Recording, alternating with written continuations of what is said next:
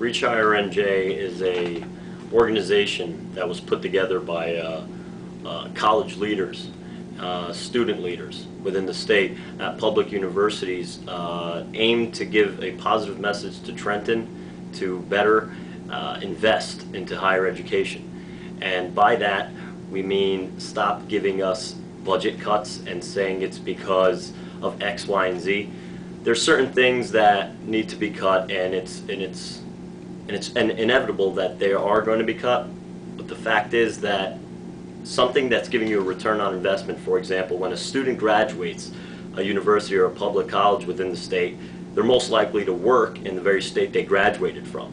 So that creates a revenue stream with taxes and things like that. And with that sense, they're giving back to the state, and we're losing that when we create these cuts and we increase tuition as a result of these cuts, and we get these students to now start leaving the state and going to out-of-state colleges, applying there. And so they're essentially carrying their entire livelihood of business into another state. And so we're trying to lobby to Trenton to bring us back that money that they took from us.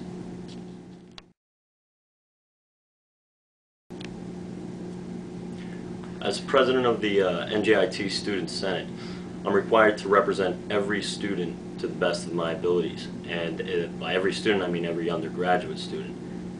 What we do is we oversee different issues that come up, whether it be with a professor, an event that's going on, some suggestions that the administration's looking to receive. Instead of coming to 5,000 plus students, they come to the governing body, and we're looked upon to give them the recommendation that the students would want to be forwarded over, to be relayed essentially.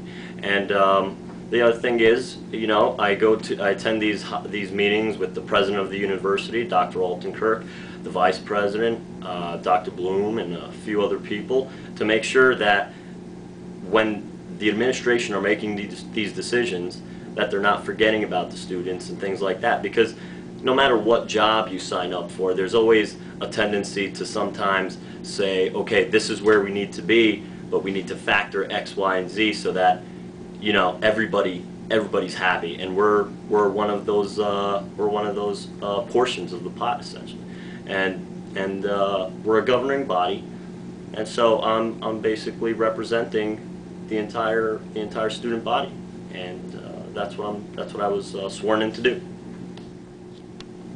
Some of the goals that I hope that the organization as a whole will reach is taking the Senate to carry these students to a great campus life, help them enrich themselves academically, as well as prosper socially.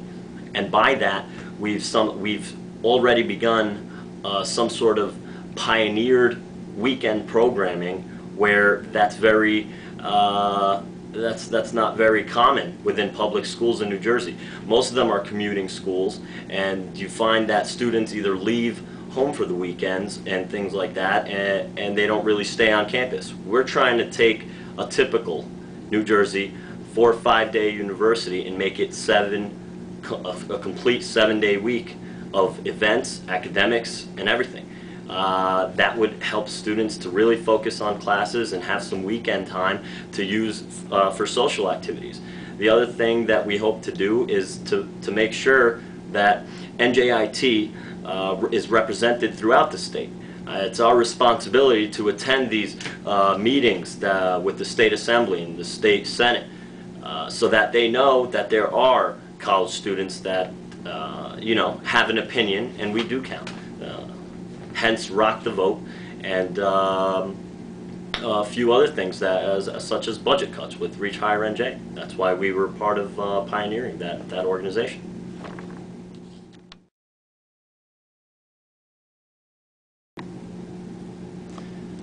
Yeah, I was born, raised, and still reside in Patterson.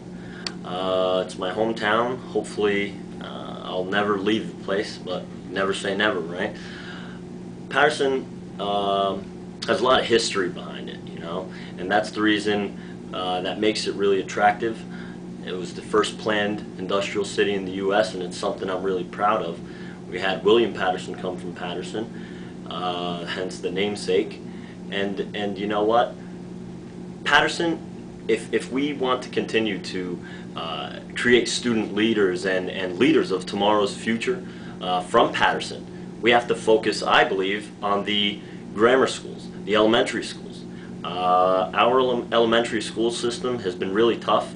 I was fortunate enough to bypass that and see beyond what was needed to do, beyond the friends and the bad influences that a normal student would put themselves into. We only can carry ourselves so far, though, to realize a big picture, and you can't expect that from every young individual at the elementary level. I believe that if we're going to have a successful Patterson and a successful New Jersey, we need to invest in our elementary school system. That's the key.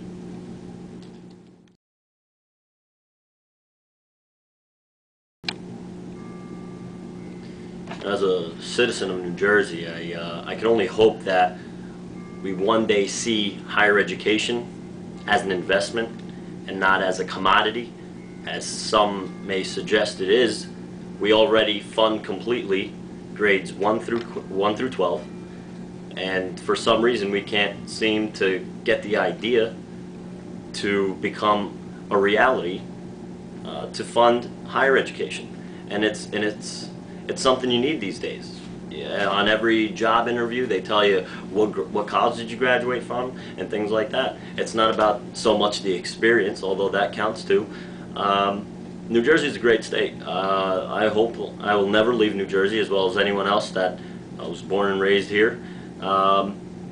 It's the best state in the world, in the U.S., and we need to invest in it, and to keep on cutting slowly and saying it's the inflation and it's what. We need to stop the excuses, invest, but the problem is we all need to be a part of the investment. I mean, the parents, the students, the politicians, everyone. We all need to get together and realize to have a better New Jersey, a better tomorrow, better students, better student leaders, we need to invest in our school system, elementary, high school, and higher education.